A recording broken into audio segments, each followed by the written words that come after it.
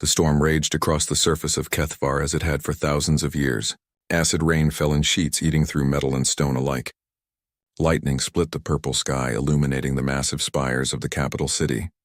On any other world, such weather would mean death. Here it was just another Tuesday.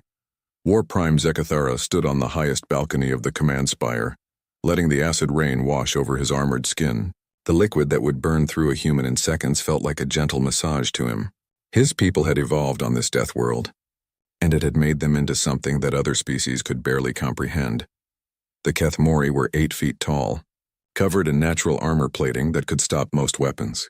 Their claws could slice through steel, and their minds could reach out and touch the thoughts of other beings across vast distances. They were perfect hunters, perfect warriors, perfect killers, and they ruled the galaxy because of it. War Prime, came a voice behind him. Zekathara turned to see Scout Hunter Crixel approaching. The smaller Kethmori moved with the fluid grace of a predator, even here in the heart of their empire. The council awaits your presence. Zekathara nodded and followed Crixel into the spire. The walls were decorated with trophies from 1,000 conquered worlds, skulls from dozens of species, weapons that had failed to stop Kethmori advances, and holographic displays showing the current extent of their empire. 40% of the known galaxy belonged to them now. Soon it would be more. The council chamber was a massive room carved from a single piece of black stone. Around the circular table sat the most powerful Kethmori in the empire. Military commanders, planetary governors, and at the head of the table, Dominion Speaker Velnash. Velnash was old, even by Kethmori standards. His armor plating had turned silver with age, and scars covered his arms from battles fought in his youth. But his mind was still sharp, and his telepathic abilities were among the strongest of their species. War Prime, Velnash said as Zekathara took his seat. Scout Hunter Crixel has news from the Outer Rim. Crixel stood and activated a holographic display in the center of the table. A spiral arm of the galaxy appeared, one that had been marked as unexplored on their maps for generations. My long-range scouts have detected something interesting. Crixel began. Energy signatures consistent with faster-than-light travel. A new species has achieved interstellar flight. Murmurs ran around the table. New species were always valuable. They could provide new slaves, new resources, new worlds to add to the empire. What do we know about them? Asked General Mortek, a scarred veteran of the Zephani conquest. Very little, Crixel admitted. They call themselves humans. They appear to be from a single world recently unified. Their technology is primitive compared to ours, but they have achieved FTL capability faster than most species. How fast? Velnash asked, his mental voice carrying undertones of curiosity. Their entire technological development has taken less than 10,000 years. Most species take at least 50,000 to reach this point. More murmurs. That was unusually quick but not unheard of. Some species developed faster than others, usually because they were naturally aggressive or faced external pressures. Numbers? Zekathara asked. Approximately 8 billion on their homeworld. Small colonies in their local system. Perhaps a few exploration ships in nearby systems. Zekathara leaned back in his chair. 8 billion was a decent population for slaves, but nothing spectacular. The hegemony worlds had populations in the hundreds of billions. Resistance capabilities? Asked Admiral Kethran. Unknown, but likely minimal. They have only recently achieved FTL. Their weapons technology appears to be chemical-based projectiles and primitive energy weapons. No evidence of telepathic abilities or advanced defensive systems. Standard conquest protocol, then, Velnash declared. Admiral Kethran, prepare a subjugation fleet. The usual size should be sufficient. Admiral Kethran nodded. A standard subjugation fleet consisted of 12 dreadnoughts, 40 cruisers, and support vessels. It was a force that had broken the will of every species they had ever encountered. The sight of Kethmori ships appearing in their skies was usually enough to make entire civilizations surrender without a fight. When shall we begin? Kethran asked. Within the month, Velnash decided. This species is young and small. Better to take them now before they spread too far, or develop more advanced weapons. The council members began to discuss the details of the conquest. How many slaves would be taken? Which worlds would be suitable for Kethmori colonization? What resources might be available? It was a conversation they had had hundreds of times before. But Scout Hunter Crixel remained silent, studying the data from his scouts. Something about these humans bothered him, though he could not say what. Their technological development was fast, yes, but there was something else. The way their ships moved in the limited footage his scouts had gathered. The patterns of their communications. Something was different about them. Is there something else, Scout Hunter? Nash asked, his telepathic abilities easily picking up Crixel's unease. Perhaps nothing, Dominion Speaker, but my scouts noted some unusual behavior patterns. The humans seemed to explore differently than other species. How so? Most species, when they achieve FTL, send out careful, planned expeditions to nearby systems. They map resources, establish trade routes, expand slowly and methodically. Yes, that is the logical approach. What do these humans do? They seem to explore randomly, ships going in all directions with no apparent plan. Some of their expeditions have no obvious purpose at all. They sent a ship to study a dead star system with no planets. Another expedition went to catalog space creatures in an asteroid belt. General Mortek laughed, a sound like grinding stone. Sounds like they are simply stupid. Perhaps, Crixel said. But they also responded to first contact with one of my scout ships in an unexpected way. The room fell silent. First contact was always a delicate moment, and scout ships were specifically designed to observe without being detected. Explain, Zekthara commanded. My scout was discovered while observing one of their colony ships. Instead of fleeing or attacking, the humans tried to communicate. They broadcast mathematical sequences, musical patterns, even images of their world and people. They revealed information about themselves to an unknown contact? Admiral Kethran asked in disbelief. Yes. And when my scout did not respond and began to withdraw, they followed.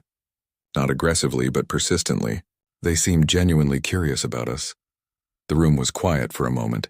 In all their history, the Kethmori had never encountered a species that responded to first contact with curiosity, rather than fear or aggression.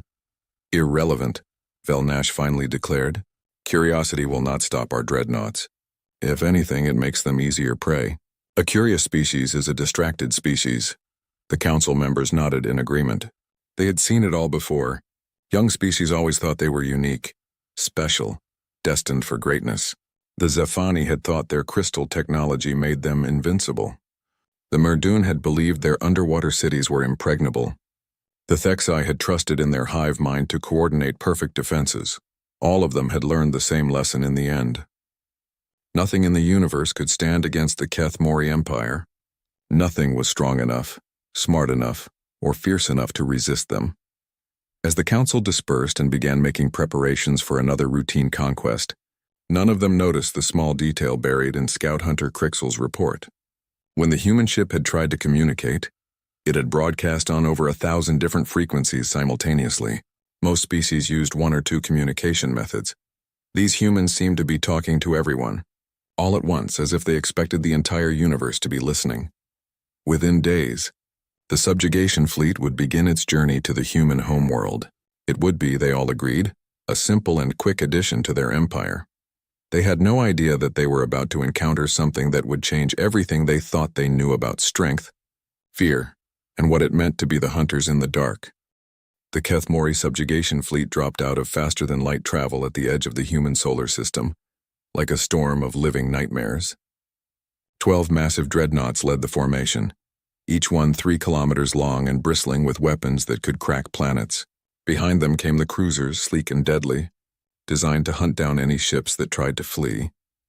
Admiral Kethran stood on the bridge of his flagship, the World Breaker, and watched the human homeworld grow larger on his screens. It was a blue and green planet, soft and inviting. No acid storms, no crushing gravity, no deadly radiation. A paradise world that had bred a soft species. Begin the fear broadcast, he ordered. Throughout the fleet, massive transmitters came online. They sent out waves of telepathic energy designed to trigger the deepest, most primal fears in any thinking creature. It was a weapon that had never failed.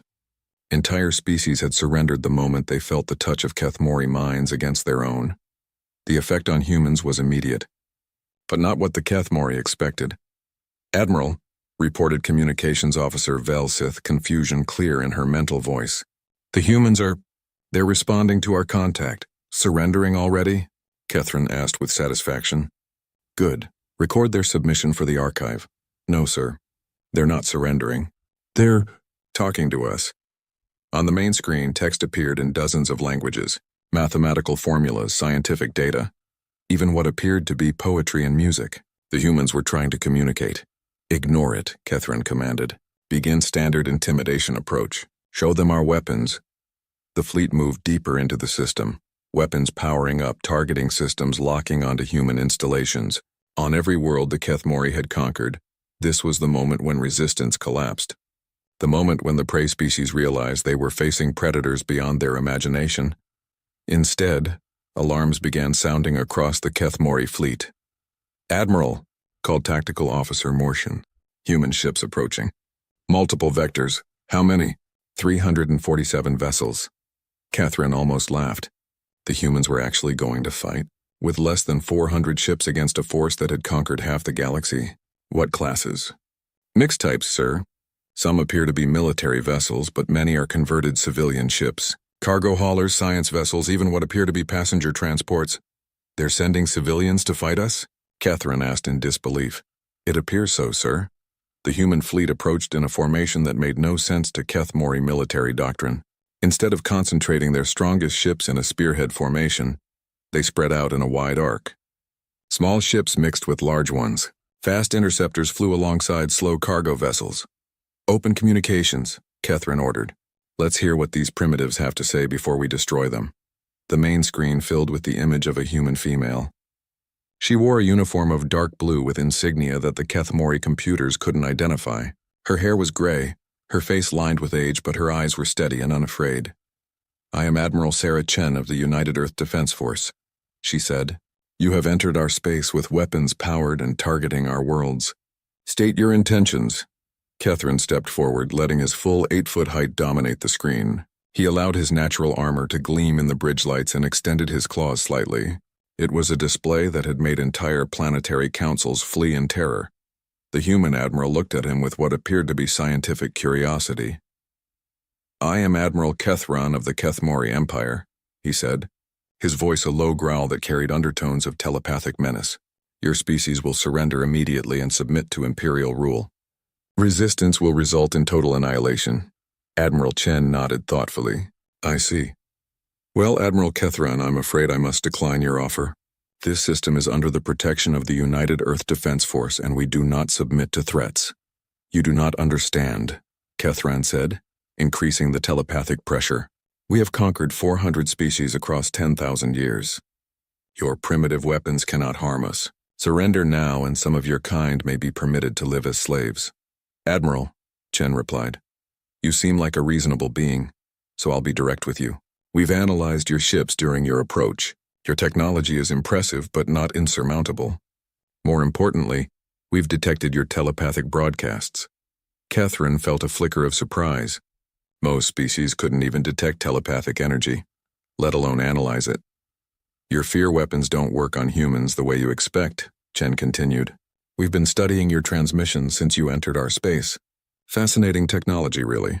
But here's the thing about humans, Admiral. We've been afraid of things our entire evolutionary history. Big predators, natural disasters, the dark death itself. Fear is nothing new to us." "You will learn true fear," Catherine snarled, "perhaps. But fear has never stopped humans from fighting when we needed to. In fact, it usually makes us more dangerous." Catherine cut the communication. "Enough talk. It was time to show these primitives what real power looked like. All ships open fire. Destroy half their fleet. Leave the rest alive to witness their helplessness." The Kethmori dreadnoughts unleashed a barrage that lit up space. Energy beams that could melt asteroids lanced out toward the human fleet. Missiles that carried enough explosive power to level cities streaked through the void. The human response was unlike anything in Kethmori military records. Instead of trying to defend against the overwhelming firepower, the human ships scattered in all directions. Small, fast vessels darted between the energy beams while larger ships used themselves as shields to protect smaller ones. Ships that were hit and crippled didn't retreat. Instead, their crews guided them on collision courses with Kethmori vessels. "Sir," Tactical Officer Mortian called out, "the humans are ramming our ships." "Impossible. No species is that reckless, and sir, I'm reading multiple impacts. The humans are using damaged vessels as weapons." On the tactical display, Catherine watched a human cargo hauler, its hull breached and bleeding atmosphere, slam into the side of a Kethmori cruiser. The explosion took out both ships, but the human vessel had been doomed anyway. They had traded a dying ship for a healthy enemy vessel. "Admiral," came another report. "We're receiving transmissions from the human ships. They're broadcasting tactical data to each other, in the open. They want us to hear it." "What kind of tactical data?" "Everything, sir. Our weapons patterns, shield frequencies, engine signatures. Every ship that engages us is reporting what they learned to the entire human fleet." Keth Rand felt something he had never experienced before. Uncertainty. The humans were learning and adapting faster than any species he had ever fought. Each engagement taught them something new, and they shared that knowledge instantly with every other ship in their fleet. The battle continued for 3 hours. When it ended, the human fleet was destroyed. Every ship had been reduced to debris or drifting hulks. But they had taken 47 Kethmori vessels with them, including 2 cruisers and a dreadnought. No species had ever inflicted such casualties on a Kethmori subjugation fleet. "Admiral," Communications Officer Velsith reported. "We're receiving a final transmission from the human homeworld. Put it through." Admiral Chen appeared on the screen again. This time she was clearly on a planet's surface, standing in what looked like an empty city. "Admiral Kethran," she said, "by now you've probably discovered that Earth has been evacuated. Our entire population was moved to secure locations the moment we detected your approach." "It will not matter," Kethran replied. "We will hunt you down wherever you hide." "Perhaps you will," Chen agreed. "But you should know something about humans, Admiral. We don't just prepare for wars. We prepare for everything. Every disaster, every possible threat, every scenario we can imagine. Your preparations will not save you." Chen smiled, and there was something in that expression that made Kethran's skin crawl. "Our children are already among the stars, Admiral. Scattered across 100 worlds you don't know exist, and they've been warned about you. We will find them all. Maybe. But here's what you need to understand about humanity. You've just declared war on a species that has been fighting wars for thousands of years. Wars against nature, against predators, against disease, against each other. We know how to fight, Admiral. We know how to suffer. We know how to endure." The transmission flickered and Chen's image began to fade. "More importantly," her voice continued, "we know how to learn. Every battle teaches us something new about you. Every defeat makes us stronger. You think you're the hunters, Admiral? But you've never faced prey that hunts back." The transmission ended, leaving the bridge of the Worldbreaker in silence. For the first time in his long career, Admiral Kethran wondered if perhaps they had made a mistake. In the debris field where the human fleet had made its last stand, automated beacons continued broadcasting. Not distress calls, but detailed analysis of Kethmori weapons, tactics, and ship designs. The data streamed out into space, carried by faster-than-light communications to destinations unknown. The humans had lost the battle, but they had turned their defeat into a lesson for everyone who came after them. And somewhere in the dark between the stars, that lesson was being learned. 6 months after the destruction of the human fleet, War Prime Zekthara led the full conquest armada toward Earth. 500 ships strong, it was a force that could have reduced entire star systems to rubble. As they approached the blue world that had given birth to humanity, every sensor was focused on detecting the desperate defenses of a broken species. Instead, they found nothing. "Report," Zekthara commanded from the bridge of his flagship. "The death of worlds. Planetary scan complete." "War Prime," reported sensor operator Thekval. "The planet shows signs of recent massive evacuation. All major cities are empty. No defensive installations detected. No orbital platforms. No resistance. Population? Approximately 50,000 individuals scattered across rural areas, mostly elderly and infirm who were unable to travel." Zekthara stared at the peaceful blue world on his screen. This was wrong. Conquered species always made a final desperate stand at their homeworld. They gathered their remaining forces, fortified their cities, fought to the last breath to protect the world that gave them birth. Humans had simply left. "War Prime," came another report. "Long-range sensors are detecting human settlements across 47 star systems. They appear to have established colonies throughout this entire region of space." 47 systems in 6 months? Zekthara asked in disbelief. "Yes, sir. Our scouts report that they're using modified cargo vessels as colony ships.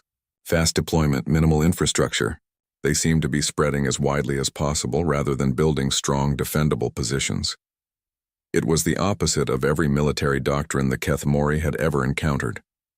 When faced with a superior enemy, you consolidated your forces, built strong defenses, made them pay for every world they took. You didn't scatter like leaves in the wind. Begin systematic elimination, Zekthara ordered. We'll hunt them down one colony at a time. The campaign that followed was unlike anything in Kethmori military history. The first human colony they attacked was called New Geneva. The Kethmori fleet arrived expecting to find a hastily built settlement with minimal defenses.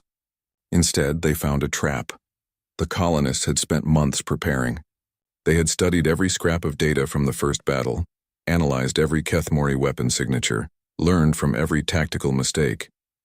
When the Imperial fleet moved in to begin bombardment, hidden weapons platforms opened fire from asteroid fields and dead moons.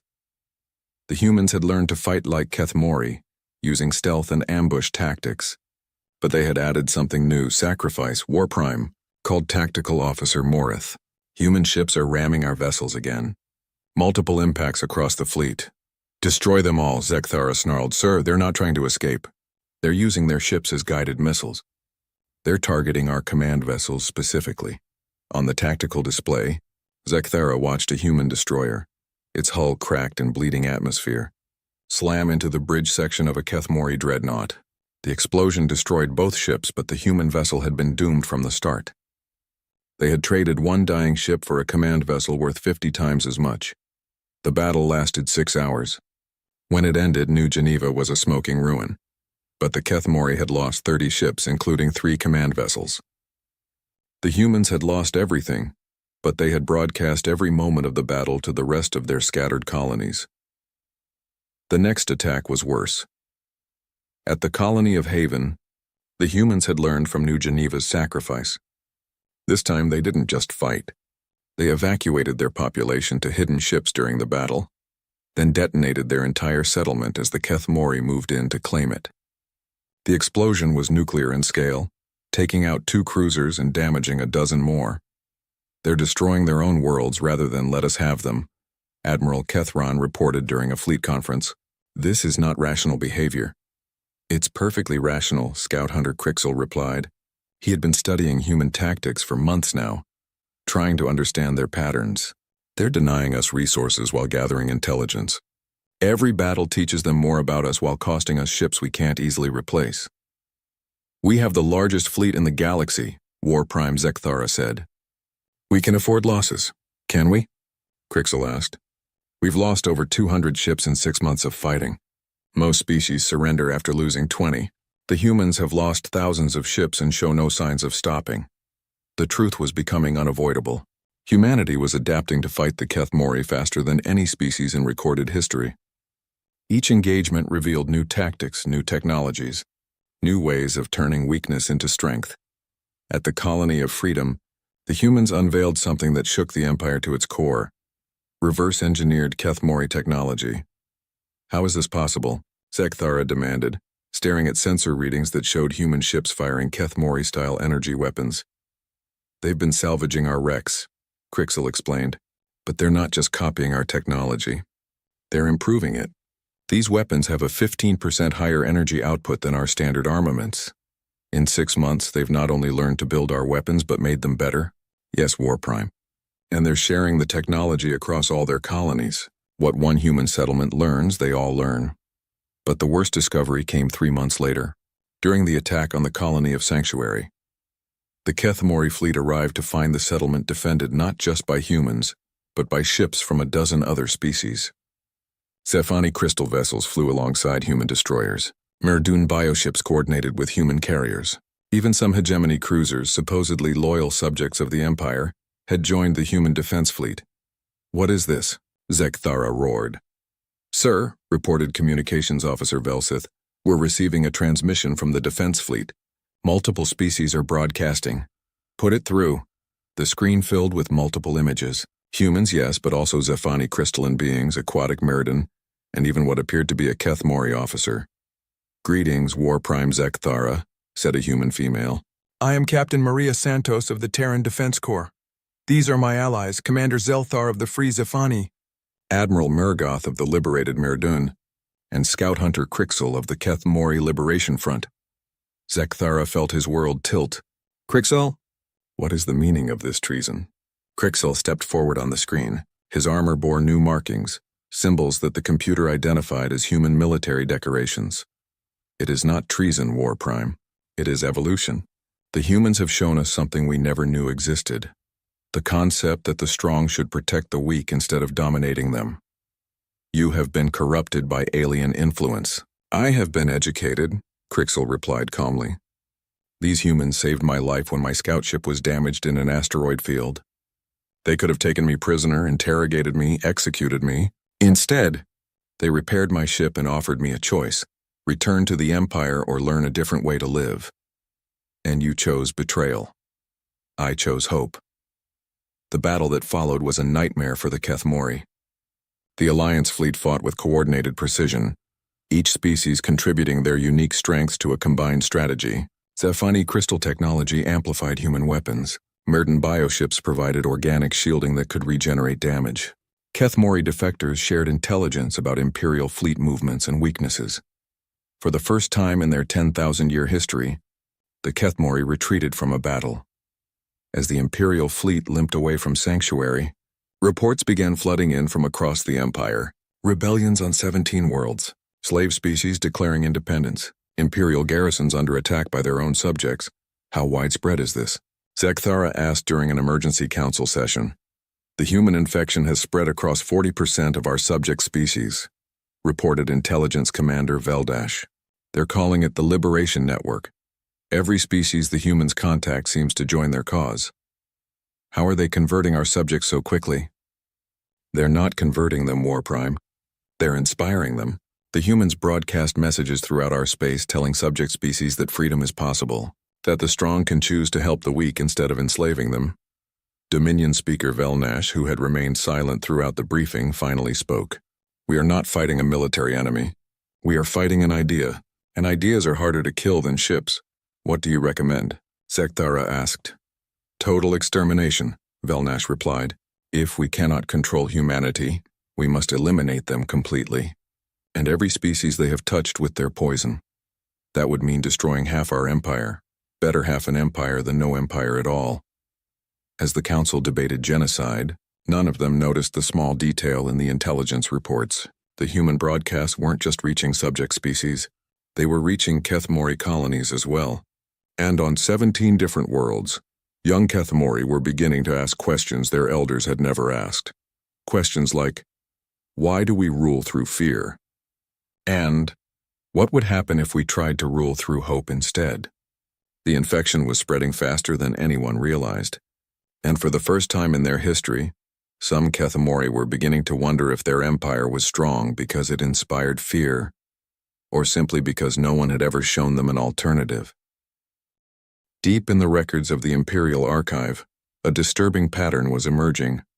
Every species the Keth Mori had ever conquered had fought along. 3 years had passed since the first human ship tried to communicate with a Keth Mori scout, and the galaxy was burning. What had begun as a simple conquest had become something the Keth Mori Empire had never faced, a war of ideas. Across 40% of Imperial space, subject species were in open rebellion. Slave worlds declared independence. Tribute fleets never arrived at their destinations. Imperial garrisons found themselves surrounded by populations that had learned a new word from the humans: freedom. In the Imperial capital on Kethvar, Dominion Speaker Velnash stood before a holographic map that showed the extent of the crisis. Red markers indicated worlds in rebellion. Yellow showed systems where Imperial control was weakening. Green marked worlds still loyal to the Empire. There was far too much red and yellow, and the green was shrinking every day. Report, he commanded. General Mortek, scarred veteran of a dozen conquests, stepped forward. His usual confidence was gone, replaced by something that would have been unthinkable 3 years ago: uncertainty. The situation continues to deteriorate, Dominion Speaker. We've lost contact with the hegemony worlds in the outer spiral. The Zephani have declared their independence and are actively fighting alongside human forces. The Merdun have abandoned their tribute obligations and retreated to their deep ocean worlds. What about our own forces? That's More complicated, Mortek hesitated. We've had 17 cases of Kethmori units refusing orders to bombard civilian populations. 12 incidents of crews releasing prisoners instead of executing them. And yesterday the entire 4th Scout Wing defected to join what they're calling the Liberation Alliance. Velnash felt something cold settle in his stomach. Kethmori did not refuse orders. Kethmori did not show mercy to enemies. Kethmori certainly did not defect to join rebellions. How? He asked. The human influence is spreading through our ranks, admitted Intelligence Commander Veldash. They don't use telepathic control or chemical conditioning like other species have tried. They use something far more dangerous. Examples. Explain. Veldash activated a holographic display showing a recent battle report. Last month, the cruiser Bone Crusher was disabled during an engagement with human forces. Standard protocol would be for the humans to destroy the ship or take prisoners for interrogation. Instead, they rescued the entire crew from life support failure, provided medical treatment, and released them with a message. What message? That the strong should protect the weak, not prey upon them. That true strength comes from choosing when not to kill, not from being able to kill everything you encounter. Velnash studied the report in silence. The Bone Crusher incident wasn't isolated. Across the war zone, humans consistently showed mercy to defeated enemies, rescued civilians from combat zones, and treated prisoners with what they called dignity. It was behavior that made no sense from a military perspective, but it was having devastating effects on Kethmori morale. There's more, Veldash continued. The humans have been broadcasting throughout our space. Not propaganda or threats, but stories. Stories? Accounts of their history. Wars they've fought, not for conquest, but to protect others. Disasters they've overcome through cooperation. Times when their strongest leaders chose to help the weak instead of dominating them. On the display, images flashed past. Humans rescuing others from natural disasters. Humans sharing food during famines. Humans building schools and hospitals on worlds that had never known such things. It was a vision of strength used for protection rather than domination. And it was spreading through the Empire like a virus, sir, Veldash added quietly. We've detected these broadcasts being received and retransmitted by 17 of our own worlds. Some Kethmori are beginning to ask why we rule through fear when we could rule through hope. The blasphemy of it struck Velnash like a physical blow. The Kethmori ruled because they were superior. They conquered because it was their nature. They had built the greatest empire in galactic history because they were the apex predators of the universe. But the humans were showing an alternative, and that alternative was proving dangerously attractive. Where is War Prime Zekthara? Velnash asked. Leading the assault on the human stronghold at New Terra, Mortek replied. He's been gone for 2 months. New Terra was the largest human colony, home to nearly 1 billion refugees from Earth and a dozen other worlds. It was the heart of the Liberation Alliance, protected by the most powerful fleet the humans had ever assembled. If Zekthara could break it, the rebellion might collapse, but if he failed... Dominion speaker, came an urgent call from the communications center. Priority transmission from War Prime Zekthara. Put it through. The holographic display shifted to show the bridge of the death of worlds. Zekthara stood at the center, but something was wrong. His armor was scorched, his claws were stained with his own blood, and his eyes held something that had never been there before. Doubt. Dominion speaker, Zekthara said, his mental voice heavy with exhaustion. I must report the failure of the New Terra assault. Define failure. We breached their outer defenses, but the cost was unprecedented. They've developed new weapons, new tactics. Ships that sacrifice themselves to save others. Pilots who ram their fighters into our dreadnoughts without hesitation. They fight not just to win, but to give time for their civilians to escape. Acceptable casualties are expected in war. Velnash, Zekthara said, using the Dominion speaker's name without honorific for the first time in memory. I lost 60% of my fleet. 60%, against a force half our size. And in the end, they escaped. All of them. Every civilian, every non-combatant, every child. They sacrificed their entire fleet to buy time for evacuation ships to reach safety. The bridge fell silent. A 60% loss rate was catastrophic. The Kethmori had never suffered such casualties in any single engagement. But worse than the casualties, Zekthara continued, was what happened afterward. When we moved to secure the colony, we found that they had left behind supplies, medical equipment, food, even entertainment materials. And a message. What kind of message? An invitation. They invited us to join their alliance.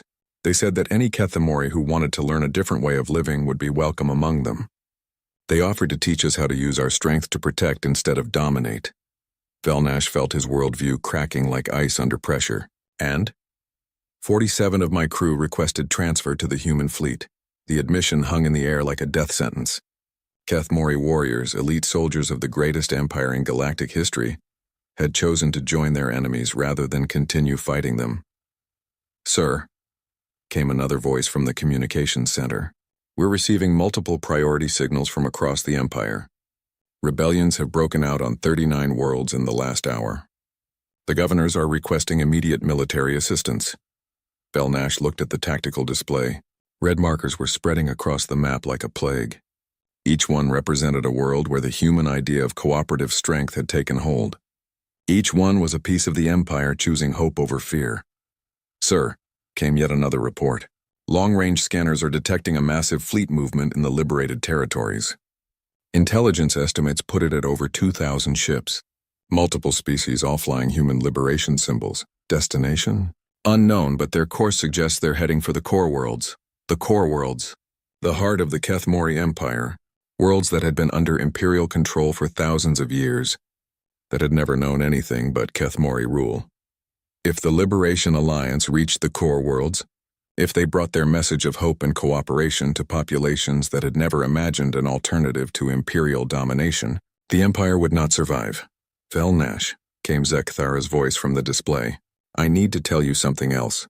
Something I discovered during the New Terra assault. Report. The humans didn't just evacuate their own people. They evacuated 17,000 Kethemori civilians who had been living on the colony world. Families of defectors, refugees from our own empire who had joined them seeking a different life. That's impossible. No Kethemori would." "They did. And when I interrogated the prisoners we took, they told me why. They said the humans had shown them that they could be strong without being cruel. That they could protect their children without teaching them to prey on others." Velnash stared at the tactical display, watching red markers multiply across the map. For 10,000 years, the Kethemori Empire had been built on a simple principle. The strong dominated the weak because that was the natural order of the universe. But humanity had introduced a different principle. The strong protected the weak because that was the right thing to do. And that simple difference was destroying everything the Kethemori had built. "War Prime," Velnash said finally. "Return to the capital. We need to consider alternatives." "What kind of alternatives?"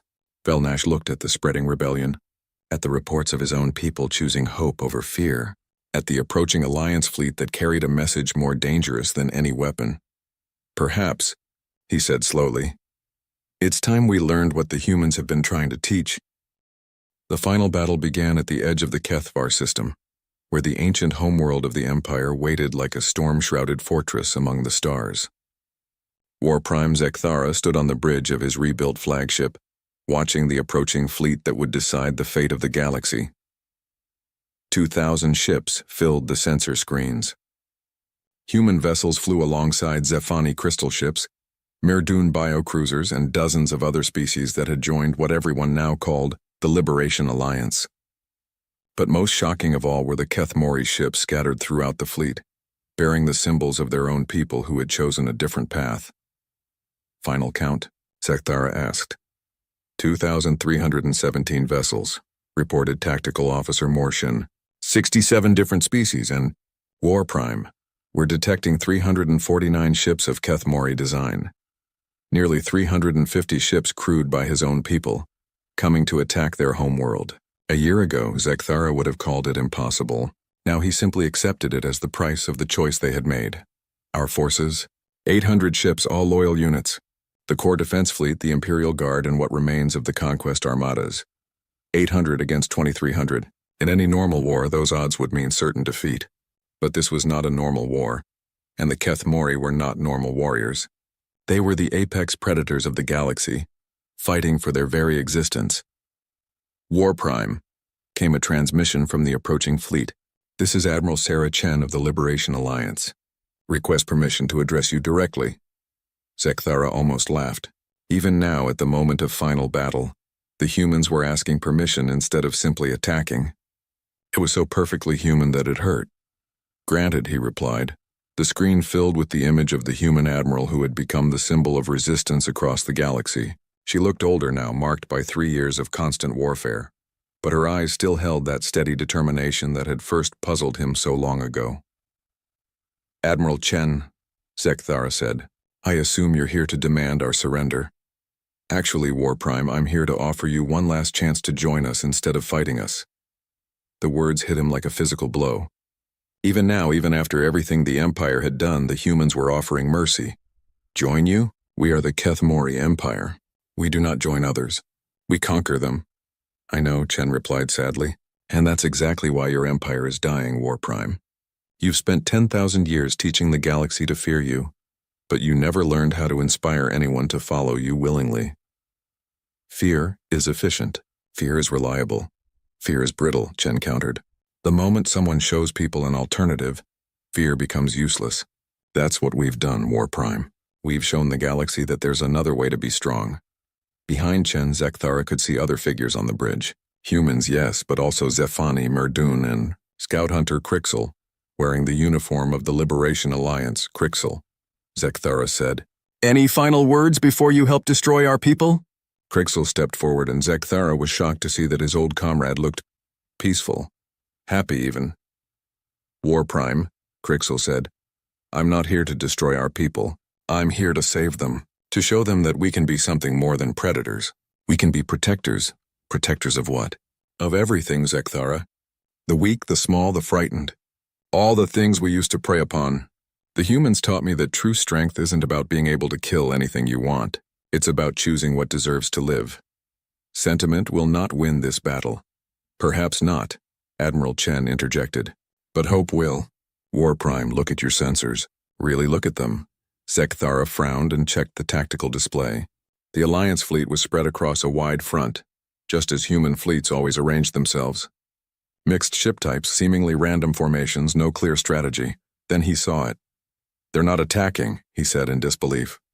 "No," Chen confirmed. "We're not. War Prime, we didn't come here to conquer Kethvar.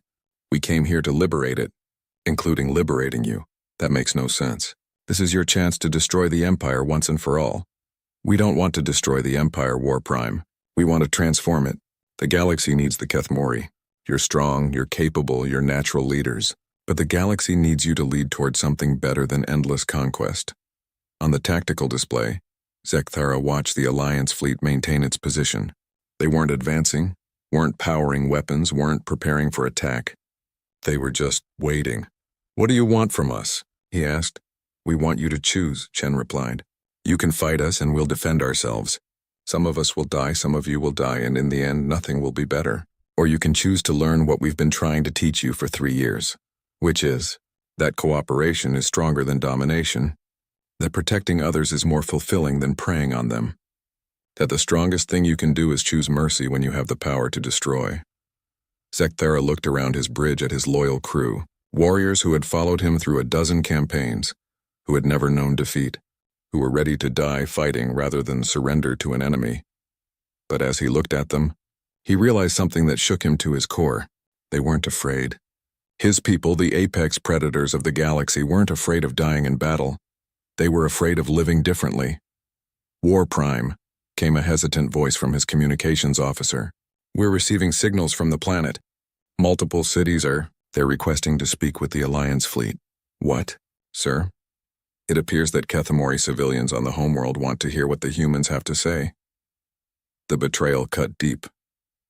Even here, on their own homeworld, the human infection was spreading. His own people were choosing hope over fear. "Admiral Chen," Zekthara said slowly, "what happens if we refuse? If we choose to fight?" "Then we fight," Chen replied simply. "And thousands die on both sides. And afterward, whoever survives will have to live with the knowledge that all those deaths accomplished nothing except proving that killing is easier than changing. And if we consider your offer, then we start building something new together. A galaxy where the strong protect the weak instead of preying on them, where different species work together instead of one dominating all the others, where the Kethmori are respected not because they're feared, but because they choose to use their strength wisely." Zekthara closed his eyes and felt the weight of 10,000 years of imperial history pressing down on him. His ancestors had built the greatest empire in galactic history through strength, cunning, and ruthless determination. They had created order from chaos, imposed their will on an unruly universe, proved that the strong deserved to rule. But they had also created a galaxy where billions lived in fear, where entire species existed only to serve Kethmori interests, where the only peace was the peace of submission. War Prime, came Crixel's voice from the screen. I know what you're thinking. I had the same thoughts when the humans first showed me kindness instead of killing me. You're thinking that everything we are, everything we've built depends on being the predators, doesn't it? No, Crixel said firmly. Everything we are depends on being strong enough to choose our own path.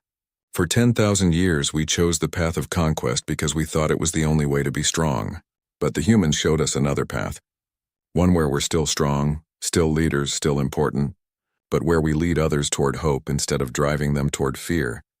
And you believe this cooperation is superior to domination? I know it is, Crixel replied, because I've lived both ways now, and the second way is better.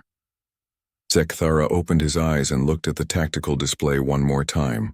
2,000 ships waiting patiently for his decision. Ships filled with beings from across the galaxy, former enemies and former slaves, all united by a simple idea, that the strong should protect the weak.